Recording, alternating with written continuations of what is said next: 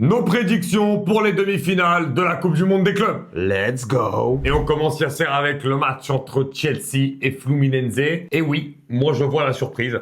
Je sens cette équipe de Fluminense emmenée par un Thiago Silva énorme aller remporter cette victoire contre Chelsea. Ouais, moi je vois bien aussi Fluminense, parce que voilà, c'est pas le plus grand Chelsea de l'histoire, même s'il revient bien Ouais, sur c'est cette, quand même un Chelsea qui sur, pique aussi, sur qui sait cette Coupe piquer du dans Monde. les moments où il faut, etc. Et puis ils sont frais contre. Ouais. Donc oui, mais je vois bien. Je trouve que l'équipe de Fluminense elle joue elle joue un très bon jeu, bonne possession. Après ça peut piquer du côté de Chelsea aussi en contre.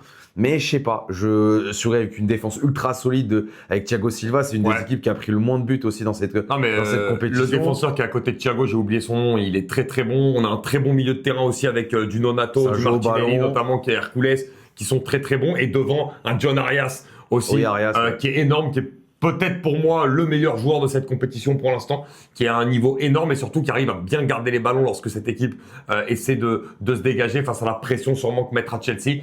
Pourquoi pas Fluminense une victoire, et je pense que Chelsea aura du mal face au bloc bas resserré de Fluminense, et Fluminense sur les contres aura des opportunités et je pense qu'ils seront capables de faire mal là-dessus. Je mets une petite pièce sur Fluminense. Également. Paris Saint-Germain, Real Madrid, Yasser, le match que tout le monde attend.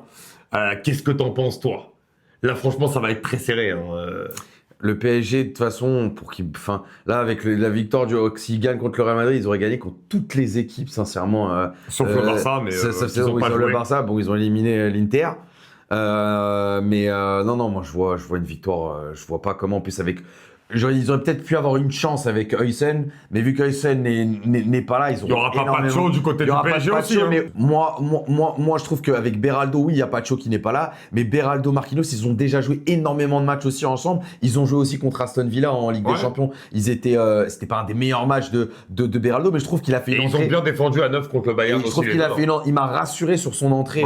Beraldo, c'est pas assurance tout risque, mais il y a beaucoup plus d'automatisme. Et puis Marquinhos, le fait d'avoir gagné avec des champions, on le trouve beaucoup plus libéré. Parce qu'il y a un Marquinhos avec Pacho, il y a un Marquinhos sans Pacho. Et je trouve que sur ce début de compétition, on trouve un Marquinhos totalement serein. On trouve un nouveau Marquinhos des débuts notamment quand il était à son prime du côté du PSG. Je trouve que voilà, il va prendre ce monopole dans cette défense-là. Et je pense que ça va pas gêner les Parisiens, contrairement avec la relance d'Huysen qui apporte énormément.